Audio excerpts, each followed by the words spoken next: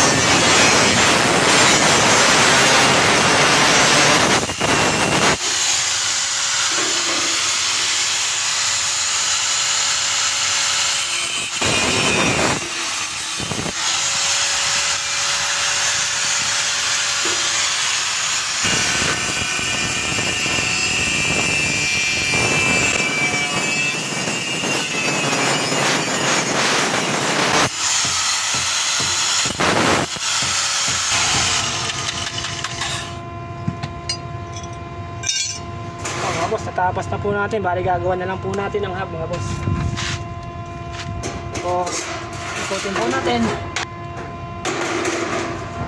Tutupiin nyo lang po ito siya pababa. Ayan o, may guhit naman po yun siya. Hindi po kaya, bali nyo lang po muna. Ganyan nilang muna po siya. Ayan po. Tutupiin nyo lang po na ganyan. Nasagad po siya na ganyan mga boss. Ibabalik nyo lang po ito pababa. Ito, ibabalik nyo lang po ito pababa. Malaki ito pababa. Po yan siya. May hub na po siya. Yan na po siya mga boss. Yan na po siyang hub. Tarin na po natin. Yan na po natin kung dudugtongin na ganyan. Yan siya. Bali pantay po lalabas ng mga boss. Ayan o, pantay po dito yan kasi may hub po siya. Yan po yan siya mga boss. Bali pantay po yan siya. Yan po. So, mga boss, ispatan muna po natin para paglagay po natin ng siklam sa ilalim. Para dumikit po yung dila niya sa ilalim. Nilagay po natin hub. Pero yan, pantay na po yan siya mga boss.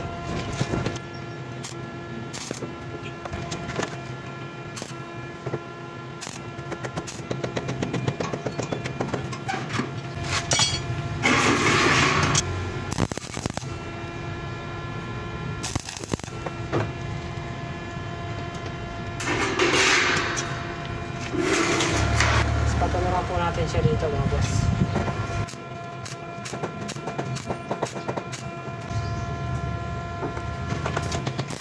Yung pinakang hub niya, yun po sa ilalim yung hub niya. Bali pag didikitin po natin, gagamitan po natin ng siklam. Bali po full weld muna po natin itong mga to.